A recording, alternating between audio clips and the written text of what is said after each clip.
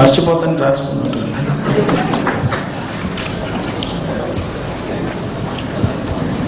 ఇప్పుడు ఈ picture songs first time iTunes iStores లో వరల్డ్ నంబర్ 1 పొజిషన్కి వచ్చింది. ఒక ఇండియన్ సినిమా iTunes iStores లో టాప్ వరల్డ్ నంబర్ 1 ఆల్బమ్ వచ్చేది ఒక పెద్ద అచీవ్మెంట్. ఇదే ఫస్ట్ టైం. ఏం పిక్చర్ ఇంతవరకు రాలేదు ఒక ఇండియన్. ఆ ఫుల్ క్రెడిట్ మన A.R. రెహమాన్ గారికే వెళ్తుంది.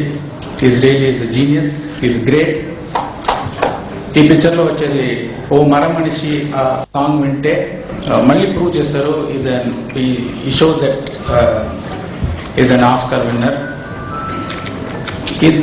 ఈ పిక్చర్లో ఒక సాంగ్ జీన్స్లో 7 విండోస్లో వెళ్ళి ఒక సాంగ్ తీసుకున్నాము. ఇప్పుడు ఇంకొక వండర్ మిగిలిపోయింది. అది సౌత్ అమెరికా పెరులో ఉండేది మాచు పిచ్చు అని ఒక లొకేషన్, 8th వండర్. అది ఆ వండర్ కూడా వదిలేదు. అక్కడ వెళ్ళి ఒక సాంగ్ పిక్చరైజ్ చేసి ఉన్నాము.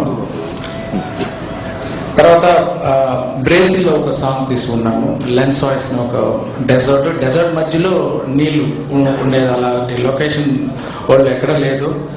ఆ లొకేషన్లో షూట్ చేసుకున్నాము ఆ సాంగ్. తర్వాత ప్రభుదేవ ఈ పిక్చర్లో క్లైమాక్స్ సాంగ్ కోరియోగ్రాఫ్ చేసి ఉన్నారు. పిక్చర్లో ఆ సాంగ్ పెద్ద హైలైట్గా ఉంటుంది.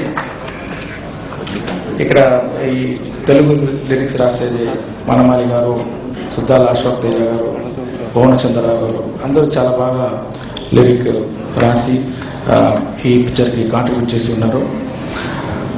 ఫస్ట్ పిక్చర్ నుంచి అన్ని పిక్చర్కి డైలాగ్ రాసేది రామకృష్ణ గారు. ఈ పిక్చర్లో కూడా చాలా బాగా డైలాగ్ రాసి ఒక పెద్ద కాంట్రిబ్యూషన్ చేసి ఉన్నారు. ఐశ్వర్య రాయ్ గురించి the most beautiful girl in the world మీ అందరికి తెలుసు. కానీ ఈ పిక్చర్ అంటే రజనీ గారితో ఆ స్క్రీన్ లో వచ్చేది అది చాలా స్పెషల్. ఇట్స్ రియలీ రజనీ గారు చూస్తామా, ఐశ్వర్య రాయ్ గారిని చూస్తామా, అంత charismatic artist to see them both together on the screen is really wonderful. It's going to be a treat for the audience. And Danny Denzongpa ఈ పిక్చర్లో విలన్ రోల్ చేసి ఉన్నారు. ఇక్కడ పీటర్ హెయిన్ మగధీర పిక్చర్ పని చేసేటప్పుడు రిహర్సల్లో యాక్సిడెంట్ అయిపోయి ఆ బల్ అన్నీ పోయింది. తర్వాత లాట్ ఆఫ్ ఫ్రాక్చర్స్. అతని కోసం 1 month యాక్షన్ పోర్షన్ అన్ని 2 months పోస్ట్పోన్ చేశాము. అంటే కూడా అతను రికవర్ అయ్యేదానికి 4 or 5 months అవుతుంది. కానీ కూడా అన్ని బ్యాండేజ్ వేసుకొని ఎవరు తగిలితే కూడా పెయిన్ చాలా, it be very painful. Anybody touches him also. అలాగా డిఫికల్ట్ సిచ్యువేషన్లో యాక్షన్ సీక్వెన్స్ అన్ని చాలా బాగా చేసి ఇచ్చారు. తర్వాత సాబు గారు art director. The main Rajini గారు రోబోట్ అన్ని స్టాండ్స్ స్టూడియో చేశారు. కానీ ఇంకా 2 రోబోట్లు ఉన్నాయి. లాట్ ఆఫ్ సైంటిఫిక్ గ్యాడ్జెట్స్ ఇవన్నీ చేసేది సాబు గారు.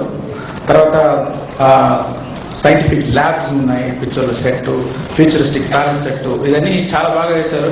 ఎంత బాగా వేశారంటే US నుంచి వచ్చేది అన్ని టెక్నీషియన్స్ ఆ సెట్ అన్ని చూసి ఇదేమో స్టాన్లీ క్యూబ్రిక్ ఫిల్మ్లో వచ్చేదంటే అంత బాగుంది ఈ సెట్స్ అని అప్రిషియేట్ చేశారు.